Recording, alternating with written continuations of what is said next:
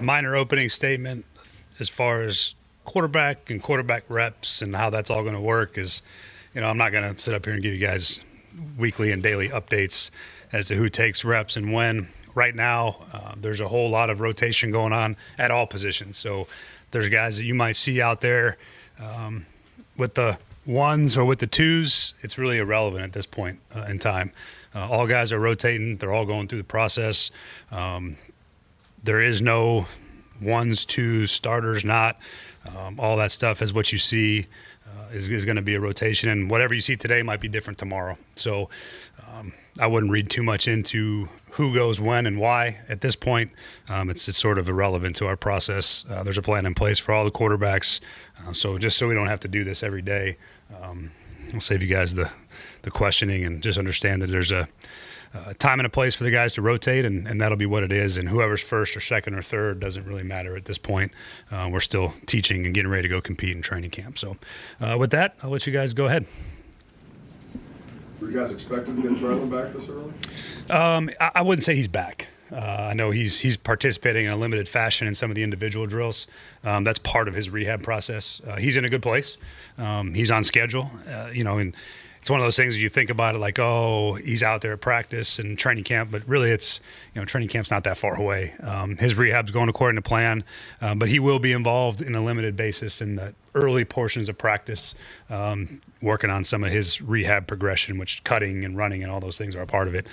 He is not actually participating in practice at this moment. So happy with where he's at, excited. His progress has been really good, but he's not necessarily fully back at practice yet. Do you guys feel like you're better on the edge right now than you were at the end of last season? There's been, obviously, Harold's gone, and you added some players too. Where do you I feel good about the players we added. I think the dimensions of the outside linebacker position, I think we're bigger and stouter and stronger at the spot, just body type wise. I think that's by design as well. We'll see if we're better than we were a year ago. But I do like the players we've added. I'm excited about what they could bring for us. We're definitely at the edges a more physical looking group from top to bottom. I think is really what the key part of that is depth wise too. They all fit the profile we're looking for. So as of right now, feel good about those guys, and we'll see if we're better or not. But I like what they brought.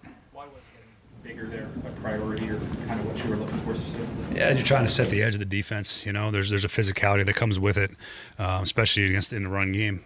Being able to dent the line of scrimmage, and then power rush on top of it. A lot of the sacks you see in this league are just guys that get in a tackle and walk them back into the quarterback, and those are parts of the rush game that we got to get better at. I think the totality of the room, sort of from top to bottom, I think is deeper, it's stronger, it's bigger. Those are all things that we were looking for. Talked a lot about building bonding with all these little games that you've had throughout the off-season program. For the guys who were here last year, and it's probably about a little over half the roster, how do you kind of burn away the bad taste from last year and just kind of get that out of everybody's mind, but yet still haven't learned from it? I'll be honest with you, Terry, I don't really want to burn that taste out of our mouth. I feel it every day when I walk in here, and our players should too, the ones that were here, because we don't want to be in that position. We don't want to have the type of season we had last year. We're determined to make that look different. So I think part of that being in the back of our minds is a good thing. It's motivating in the sense that we don't want to repeat our mistakes. We don't want to repeat the things that lost us games, and we got to improve those things to put ourselves in a better position to win. So I would say that burning that taste out is not something I necessarily want to do. I think it's a healthy thing to have that in the back of your mind and know what the benchmark is and where exactly we have to get better. And I think guys done a good job of that so far. What's Jeff's offseason been like to this point?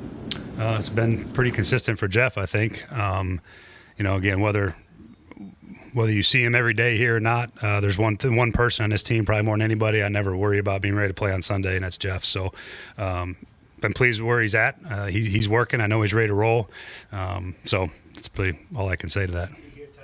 You'll find out. I know you've got limited days and limited time, I guess, during the offseason. Are there ways you can maximize time out here with 90 players and a couple of fields where you can get everybody work? Yeah, we try to. When we have enough depth and we have enough players, we've got to be smart about volume and load and intensity as far as what they're doing on the field. But generally, when we can, we try to split our field, so you sort of have two practices going in those team periods when we can. Right now, today, we're probably not in position to do it, but we did it yesterday. Won't do it today. We'll probably do it some in the future, but it's a numbers game for us because you start overloading guys and they start getting injured, then you start overloading them more, the guys that are left. So it's a sports science thing, but we try to do as much as we can to get as many possible reps as we can manage within the rules and framework of the practice period. So definitely do a little bit of, we call it doubling down, where we'll split the field and both teams will be running at the same time. That won't happen today necessarily, but it's something that we look at is trying to maximize the reps and the opportunities we have while we're out here, because the time is still under rule and it's limited. So we try to maximize it. Everyone responds to coaching differently. Have you figured out what style, what messaging works best for Cam at this point? I think so. I think Cam appreciates, every player I've ever been around likes to be coached. So I think he likes coaching. He can take hard coaching. I think his mother would be the first to tell you. She's very adamant about that part of it, and that's where you get the feel for that he's capable of seeing. He's seen all different types, and so he responds to all of it pretty well. I think ultimately because he wants to be good, and whatever message it is, he can take the coaching part with the message. Generally speaking, you don't holler at quarterbacks the way that you do at some other positions, but there's a time and a place, and there's a lot of things he's learning right now about defensive structure, about what he can get away with the throws, with the timing. So it's sort of an everyday learning process for him, and it's been really good. But we coach him hard just like we coach everybody else. How much time did he spend under center at Miami, and he's got a lot more here now? More than you would think. He actually was under center enough where it's not a foreign thing. It's not like he spent his entire career in a shotgun like some of these guys do. So he had some exposure to it. He's been great under center. He's a pretty natural athlete, so that part hasn't been very challenging for him. He's picked up on that pretty quickly. So got some exposure, has some experience, and then he'll do more of it at this level for sure. Together in the locker room there, showed on one of the videos. Yeah. What are you hoping to gain? I just think general connection from top to bottom. I think that's the locker room in its entirety right now. Is a lot of guys around, some new faces and new people, getting a chance to connect with guys maybe they wouldn't have a chance to. Certainly, there's some strategic placement on my part. I won't go too far into all of it, but yeah, there's a rhyme and a reason to a lot of it. The interaction with Cam and that offensive line, like how has that been? How have you seen the guys kind of take to him? Good. I think for Cam understands those guys well. He understands how to interact with them.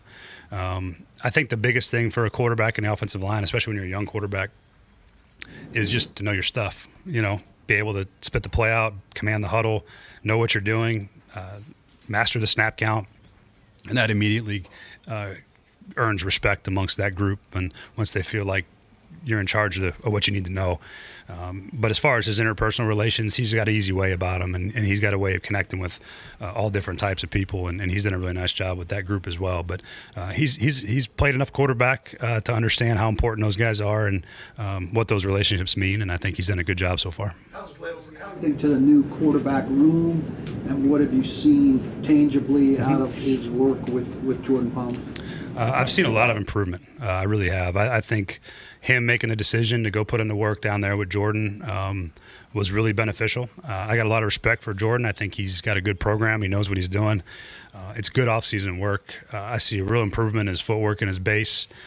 His ability to control the football has improved. I've been really pleased with the work that he's put in. He's reacted really well to the room. Will's going into his third year, so he understands what being a professional quarterback is. He understands what you're competing every day at that position to keep your job.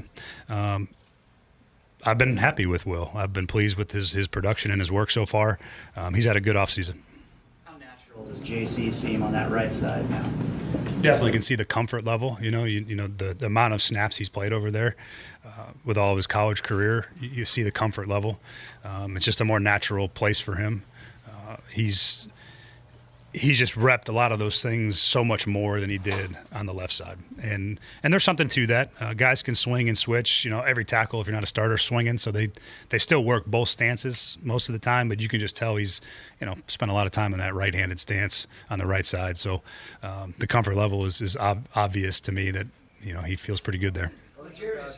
Potential grand jury indictment hanging over his head. It would seem Sure. that would be something that would affect a guy coming to work. What have you seen from him, and how does that have a bearing? The things about Legarius is that when he's here and working, he's fantastic. He's all the things that we hope he would be. Certainly when guys have off-field issues, he's not the first one. He won't be the last. There's a lot of guys that have things going on outside of the building that maybe aren't into public knowledge, or they're dealing with things with their families.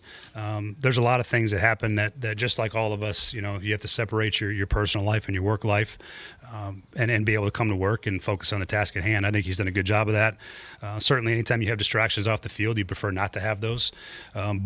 But he's done a good job of handling it and keeping, the work here the main thing, and dealing with the things off the field when he has to deal with them. But I would say that's not unique to anybody in particular. I think that happens to a lot more guys than people realize. Again, maybe not necessarily civil cases or court cases, but just life in general. It can be hard to separate sometimes, and I think he's done a good job of it. How do you see kind of that spot opposite Cody Barton? You got a lot of guys that are in the running for that. What can you glean from the OTA period and minicamp period coming up as far as the pecking order there?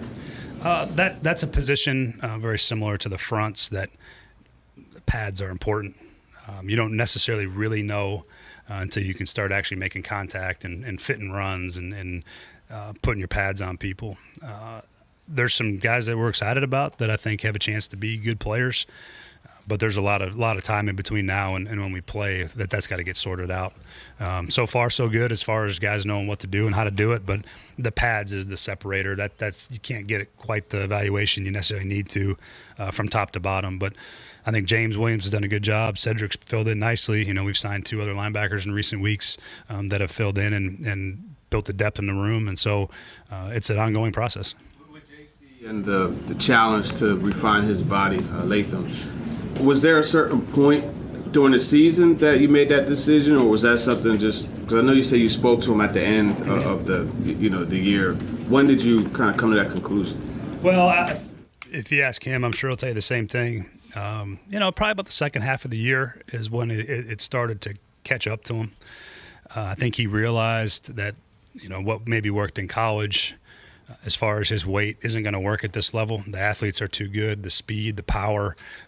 You have to be in great shape to play at that level for 17 games, hopefully more.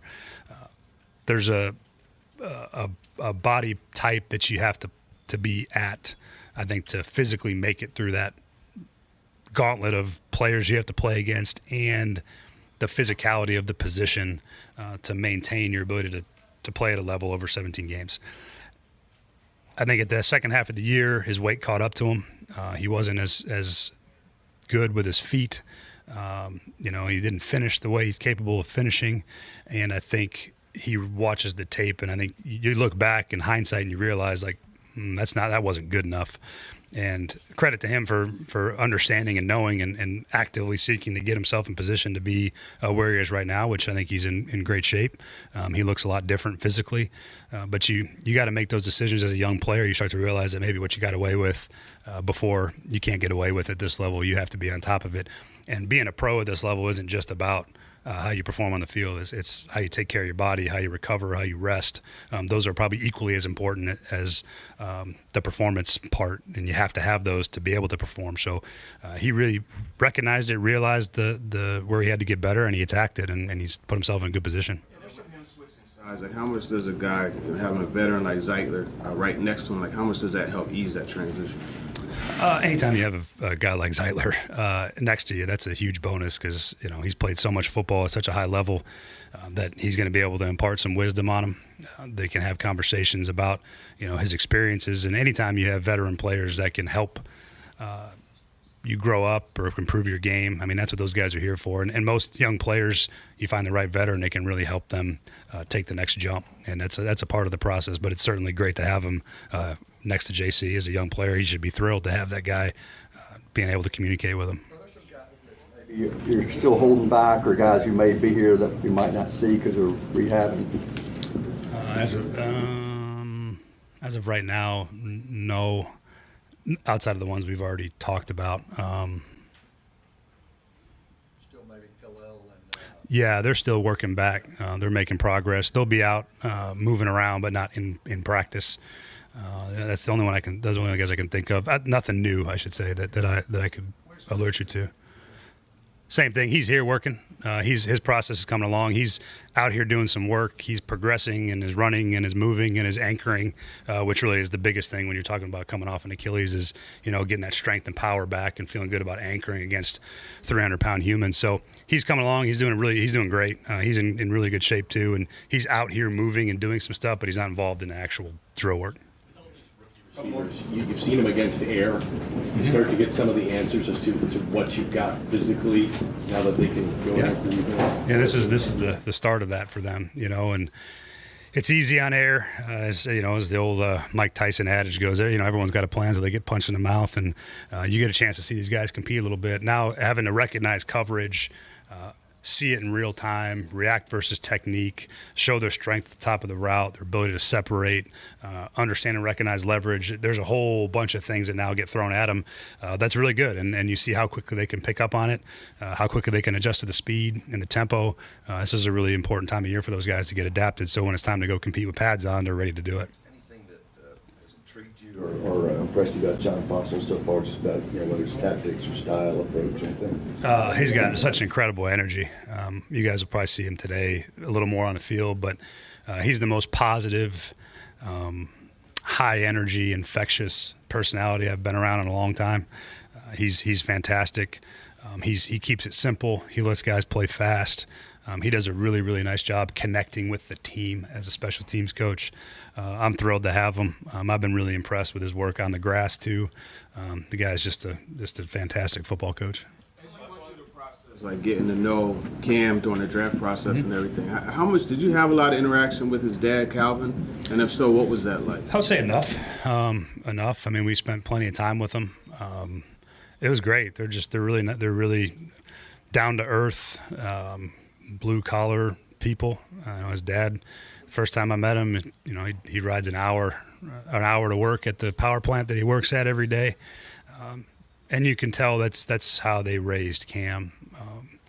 They're really, really impressive people. They're really good people. But I've enjoyed every interaction I've had with both of his parents. You can tell why Cam is the way he is based on your interaction with his family. And I can't say enough good things about my interactions with them and the type of people they are. To the camps and things, sometimes 3 hours, sometimes 5 hours, like that dedication. What do you think of the dedication he had to load up the car, put Cam in there and go there? Yeah, I think that's an impressive dedication to helping his son. I think all of us that are parents understand that feeling and how much you want to give back and put your kids in position to be successful. But I think, he also allowed him to fail a bit and learn, which I think was important. And I think that's his journey is kind of littered with that. The going no-star recruit. Didn't throw the ball a bunch in high school, but his journey I think is really unique and cool. But a lot of it comes from how he was raised, and he dealt with some of the shortcomings and his failures and and the recognition that didn't come until obviously late in his process. But all the things you see from his parents trying to pour into him and give him all the opportunities to succeed, I think is admirable. And I think it obviously paid off for him. And, I think he'll be the first to tell you how much that means to him and how appreciative he is. And he understands what his parents sacrificed to allow him to be where he is today. Yep. Thank you.